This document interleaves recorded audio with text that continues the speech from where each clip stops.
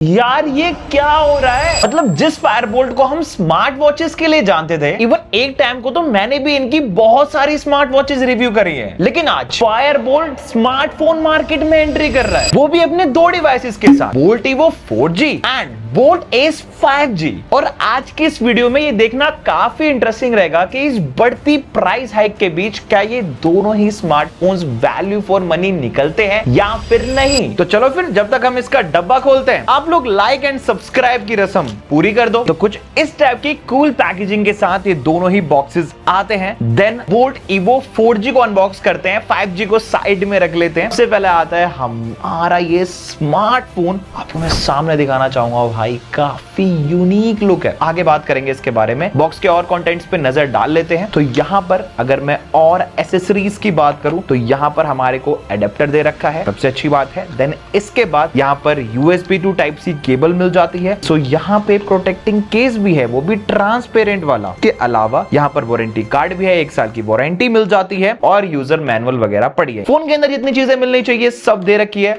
SIM injector tool को कैसे भी भूल सकते हैं, वो भी यहीं पर है। नाउ फटाफट से एस 5G को अनबॉक्स कर लेते हैं। ओके, सो बॉक्स ओपन होते ही अगेन आ जाता है हमारे पास ये bolt S 5G। So again इसमें भी आपको अडेप्टर मिल जाता है, लेकिन इसमें थोड़ा हैवी अडेप्टर मिलेगा आपको। लास्ट वाले कंपैरिजन में काफी बड़ा भी है, साइज में भी और चार्ज में भी। इसके अलावा यहाँ पर हमारे पास USB to type C cable है। सो यहाँ पर भी TPU केस मिल जाता है, अगेन TPU केस है। यहाँ पर हमको मिल जाती है SIM injector tool and then कुछ डॉक्यूमेंटेशन और 1 साल की वारंटी। फोन के साथ जितनी चीजें मिलनी चाहिए दे रखी है बोल्ट ने। ओके, तो सबसे पहले लुक एंड फील पे आते हैं। जहां अगर मैं इवो 4G की बात करूं तो यहां पर बैक साइड में आपको ग्लॉसी लुक मिल जाता है, उसी के साथ साथ फुल पकड़ने में भी काफी कॉम्पैक्ट फील देता है। दूसरी तरफ अगर मैं एस 5G की बात करूं तो यहां पर आपको एक तो व्हाइट कलर मिलता है जो कि प्रीमियम टोन में सबसे अच्छा माना जाता है, और उसी के साथ साथ इसका बैक पैनल जो है ये भी ग्लास फ्रेम के साथ आता है, यानी दोनों ही फोन्स के अंदर आपको ग्लॉसी लुक मिलेगा। और एक बार बताना चाहूंगा कि आजकल जो बजट फोन्स आ रहे हैं ना 10 से 15,000 20,000 के प्राइस पॉइंट पे, उनमें भी आपको इस टाइप की लुक नहीं देखने को मिलती। बट फायरबोल्ट ने इन दोनों ही फोन्स के ऊपर जो है ना डिजाइन एंड लुक में काफी अच्छा काम किया है। ऑलराइट, अब पोर्ट्स एंड बटन्स पे आते हैं। तो देखो टाइप सी पोर्ट तो दोनों में ही मिल जाता है, लेकिन अगर मैं स्पीकर्स की बात करूं तो एस 5G में आपको सिंगल स्पीकर मिलता है। लेकिन अगर बात कर ली जाए बोल्ट इवो 4G की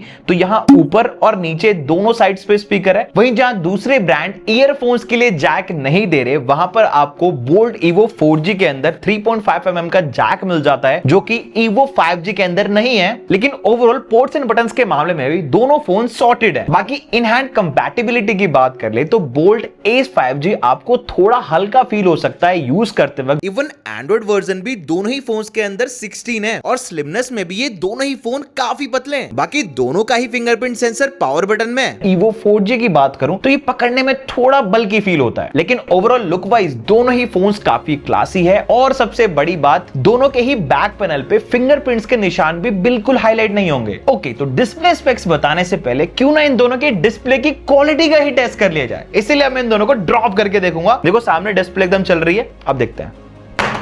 गाइस, मुझे लगता है फोन तो गया, बट दोनों की ही डिस्प्ले काम कर रही है। अगर मैं आपको दिखाना चाहूं, ना ही कोई स्क्रैच आया ना ही कोई डेंट, और दोनों की ही डिस्प्ले बढ़िया काम कर रही है। एक बार और गिरा के देखते हैं।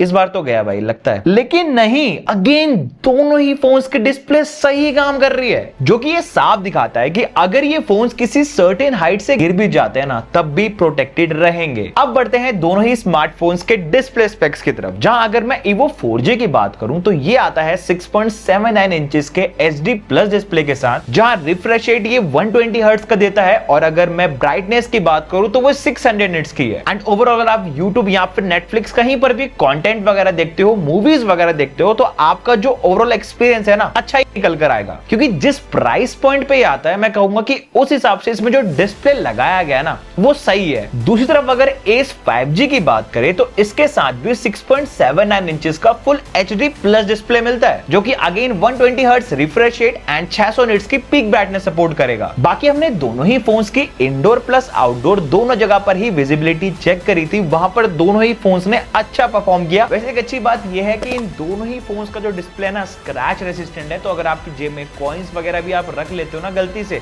तो भी ना डिस्प्ले पर स्क्रैचेस वगैरह काफी कम आएंगे। बाकी हमने दोनों ही फोन्स का हैप्टिक एक्सपीरियंस भी चेक किया था। ओवरऑल जो टाइपिंग वगैरह है सोशल मीडिया पर वो भी अच्छी खासी हो रही थी। जो ओवरऑल टाइपिंग एक्सपीरियंस है वो इनहैंस निकल कर आता है। अब देखो दोस्तों, जो बजट फोन्स होते हैं ना उनमें सबसे बड़ी प्रॉब्लम क्या होती है बताऊं?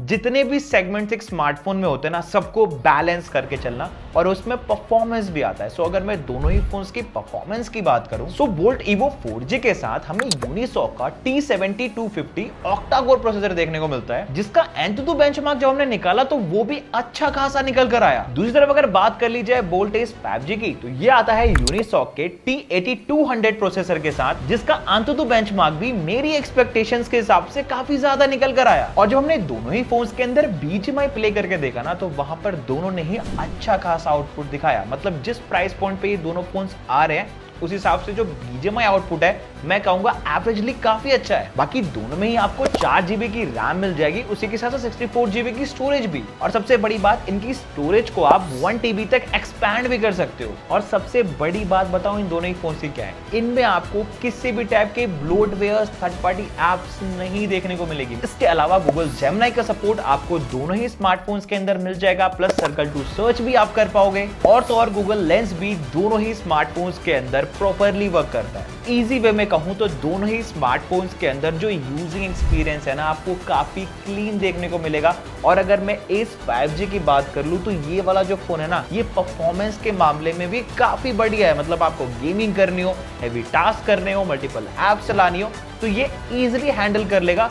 थोड़ा प्लस पॉइंट लिए जाता है Evo 4G कंपैरिजन। बाकी 3 साल के OS एंड 4 साल के सिक्योरिटी अपडेट्स भी मिलेंगे, वो भी साल के हर एक क्वार्टर में। और ये जो अपडेट की कमिटमेंट है ना, ये लॉन्च डे से ही स्टार्ट हो जाएगी। ऑलराइट, अब आते हैं दोनों ही स्मार्टफोन्स के कैमरास की तरफ, जहां अगर मैं Evo 4G की बात करूं तो यहाँ पर आपको 50 मेगापिक्सल का AI मेन कैमरा देखने को मिल जाता है। वहीं फ्रंट साइड में 8 मेगापिक्सल की सेल्फी मिल जाती है। दूसरी तरफ अगर Ace 5G की बात की जाए तो इसमें 64 मेगापिक्सल का मेन कैमरा मिलता है, वो भी AI वाला। इसके अलावा 2 मेगापिक्सल का मैक्रो सेंसर है। वही फ्रंट में अगर मैं बात कर लूं तो यहाँ पर 8 मेगापिक्सल की AI सेल्फी है। अब ये तो हमने बड़े बड़े नंबर सुन लिए, लेकिन क्या ये रियल लाइफ में उतना काम कर पाते हैं? तो इसके लिए हमने दोनों ही फोन से काफी पोर्ट्रेट पिक्चर्स निकाली थी और उन्हें आपके सामने रखा भी है। आप मुझे कमेंट करके बताओ आपको कैसी लगी। बाकी अगर मैं अपना ओपिनियन दूं तो प्राइस पॉइंट के हिसाब से जो ये फोटोज निकाल रहे हैं ना, मैं कहूंगा अच्छे कलर टोन्स है, बैकग्राउंड में डेप्थ भी अच्छी खासी है, और सबसे अच्छी बात आप इन्हें कहीं पर भी पोस्ट वगैरह भी इजीली कर सकते हो। बाकी बोल्ट Ace 5G में 4K वीडियो रिकॉर्डिंग का भी ऑप्शन मिल जाता है। इवन आप पिक्चर्स क्लिक करने के बाद उन्हें इनहैंस भी कर सकते हो इसके AI इनहैंसमेंट फीचर की वजह से। बाकी ये जो आप सामने सभी पिक्चर्स देख पा रहे हो ना, ये हमने दोनों ही फोन्स के सेल्फी कैमरा से निकाली है। और यहाँ पर भी मैं कहना चाहूंगा कि मामला पूरा सॉर्टेड है, फ्रंट में भी सेल्फीज अच्छी खासी आ जाती है। नेक्स्ट अगर मैं कनेक्टिविटी की बात कर लूं तो बोल्ट Evo 4G के अंदर 4G नेटवर्क्स एकदम प्रॉपर आते हैं। इसके अलावा वाईफाई का सपोर्ट मिल जाता है, ब्लूटूथ 5.0 है, मींस ओवरऑल कनेक्टिविटी इसमें स्टेबल मिलेगी। दूसरी तरफ अगर Ace 5G की बात की जाए तो इसके अंदर NFC का सपोर्ट मिल जाता है, ब्लूटूथ 5.0 है, वाईफाई इसके अंदर प्रॉपर चलता है, 5G नेटवर्क्स भी एकदम स्टेबल आते हैं, जो कि सारी चीजें गूगल CMA सर्टिफाइड भी है। बाकी डुअल सिम्स दोनों ही स्मार्टफोन्स में लगा सकते हो। मींस अगर हम कनेक्टिविटी वाइज देखें तो दोनों ही फोन्स अपनी अपनी जगह प्रॉपर स्टेबल है। नाउ अब बैटरी बैकअप पे तो देखो भाई, दोनों ही फोन जो है ना 6000 mAh की बैटरी सपोर्ट करते हैं।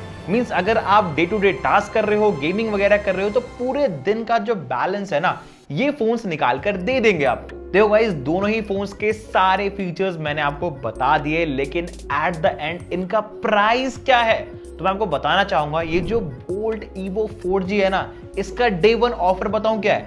ये सिर्फ 9,999 रुपए में मिल रहा है, लेकिन ये सिर्फ डे 1 का प्राइस है। वहीं इसका 6GB 128GB वाला वेरिएंट आपको 10,999 का पड़ेगा। दूसरी तरफ अगर मैं बोल्ट Ace 5G की बात करूं तो इसका जो 4GB 64GB वाला वेरिएंट है ना, वो आपको पड़ेगा 12,999 का। नेक्स्ट जो 6GB 128GB वाला वेरिएंट है, वो आपको पड़ेगा सिर्फ 13,999 का। एंड अगर 8GB 128GB वाले वेरिएंट की बात करें तो ये आपको पड़ेगा सिर्फ आधा 1999 का। और आपको एक चीज क्लियर कर दूं, ये सारे ऑफर्स डे 1 के हैं। मतलब अगर आप डे 1 के बाद परचेज करोगे तो मुझे भी नहीं पता कि इन फोन्स की प्राइसिंग क्या होगी। चलो अब हमने फोन खरीद लिए, लेकिन आफ्टर सेल सर्विस का क्या? तो इसके लिए बोल्ट ने व्हाट्सएप, लाइव चैट, ईमेल और बोल्ट केयर ऐप जैसे ऑप्शंस दिए हैं, जिनसे आप फोन खरीदने के बाद भी कंपनी के साथ टच में रहोगे। इसके अलावा आपकी क्वेरीज के लिए एआई चैट सपोर्ट मिल जाएगा। एंड सबसे बड़ी बात, बोल्ट के पास ओवरऑल इंडिया में 250 से भी ज्यादा ऑथराइज सर्विस सेंटर्स भी हैं, जो कि ISO सर्टिफाइड भी है। मींस अगर आपके फोन में कोई भी प्रॉब्लम आएगी ना, तो इन्हें ट्रेन टेक्नीशियंस ही देखेंगे। और अगर हम कंपनी के अकॉर्डिंग देखें तो रिपेयर टर्न अराउंड 7 डेज का है, जो कि ये साफ दिखाता है कि बोल्ट का मोटिव सिर्फ आपको स्मार्टफोन बेचना नहीं, उनको आफ्टर सेल सर्विस भी देनी है आपको। और अगर आप मेरा पॉइंट ऑफ व्यू लेना चाहो तो मैं तो यही कहूंगा कि भाई मुझे ये दोनों ही स्मार्टफोन्स काफी वैल्यू फॉर मनी लगे। एंड इसमें भी अगर आप धुरंधर स्मार्टफोन के बारे में मुझसे पूछोगे ना, तो वहां पर मैं बोल्ट एज 5G को रखूंगा, बिकॉज ये जो स्पेसिफिकेशंस अपने साथ लेकर आ रहा है ना, वो काफी एक्स्ट्रा ऑर्डिनरी है। जिसकी सेल 1 सितंबर को दोपहर 12 बजे स्टार्ट होगी, वो भी फ्लिपकार्ट पे। बाकी अगर आपको इन दोनों में से कोई सा भी फोन खरीदना है ना, तो डिस्क्रिप्शन में मैंने लिंक्स दे दिए है। डे 1 पे ही जाके परचेज करना, क्योंकि आपको अच्छे ऑफर्स मिल जाएंगे डे 1 पे, क्योंकि जो पहले खरीदता है उसी को ही सबसे पहले फायदा होता है। सो आप जाओ और इन दोनों ही स्मार्टफोन्स को परचेज करो। बाकी आज की इस वीडियो में बस इतना ही था। मैं तो चल रहा हूं अगले स्मार्टफोन का रिव्यू करने के लिए। मिलते हैं आपसे नेक्स्ट वीडियो में।